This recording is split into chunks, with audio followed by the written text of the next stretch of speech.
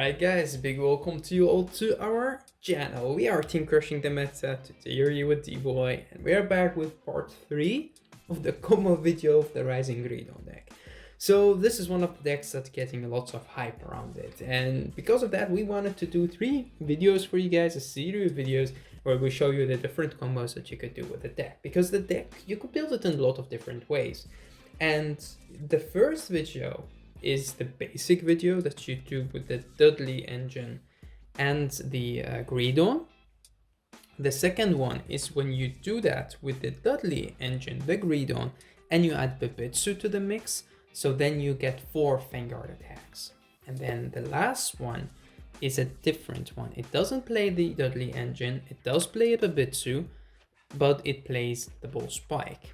And this deck, what makes it different than the other two is that it's similar to the first one because it has as much Vanguard attacks, but it's very different because it could move the markers on the last attack, which means that the next turn you could benefit more from your strides.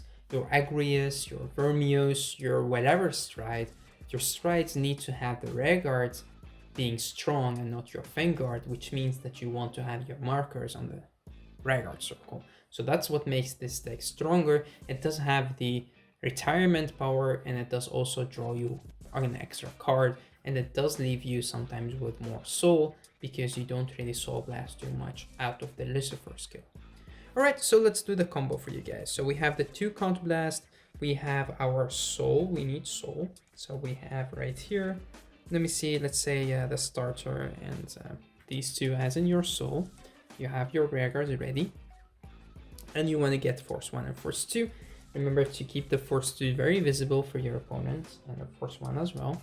And you have to face up damage. The other 2 Rearguards you have on the field doesn't really matter. As long as you have a Bibitsu on the field, you have these 2 to target, and you have a Ronaldo in your hand to extend your combo. That's important. We'll put the Ronaldo right here as we did in the other videos. So you start your turn, before you get into the bell phase, you Soul Blast 1 and you target these 2. The skill of Greedon is at the end of the battle, you Soul Blast 2, you put 4 standing Rearguards into your soul to get the chance to restand your Vanguard.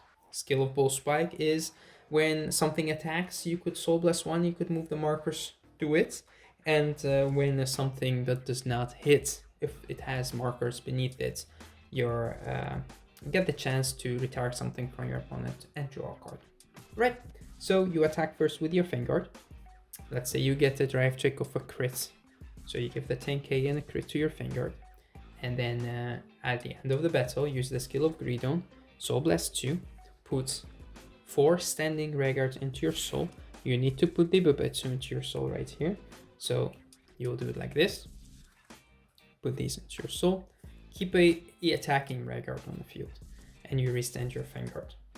Right here, the Bibitsu skill will kick in because it went into your soul with some other Rearguards. You Count Blast 1 and you call something from your hand, and that's when you want to call the Ronaldo. Ronaldo skill kicks in, Count Blast of 1, put 1 card from your hand into the soul, and then you get to call whatever Rearguards you get to the field. I'll put them like this. You call 3. Doesn't really matter what you call 3 Rearguards to the field. As long as you don't play orders in your deck, you're good to go. Alright, so right here your Vanguard will attack 1 more time. So this is the second Vanguard attack. And then let's say you get another trigger. So you give your Vanguard a little bit more power. And at the end of the battle, you will Soul Blast 2 to put the 4 Rearguards into your soul. You restand your Vanguard. Alright, so this would be the 3rd Vanguard attack. So you attack, you drive check, now you give everything to here. If your opponent guarded your Vanguard attack, you could just give the power and the crits to the Rearguard.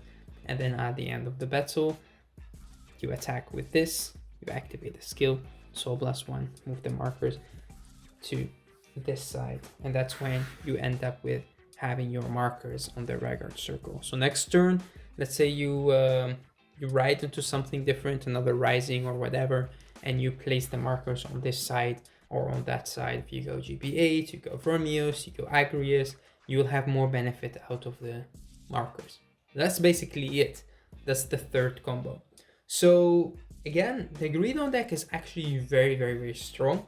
It could be very devastating for your opponent. It has some weaknesses if your opponent knows how to play around it, but most of the time it's really a good aggro deck.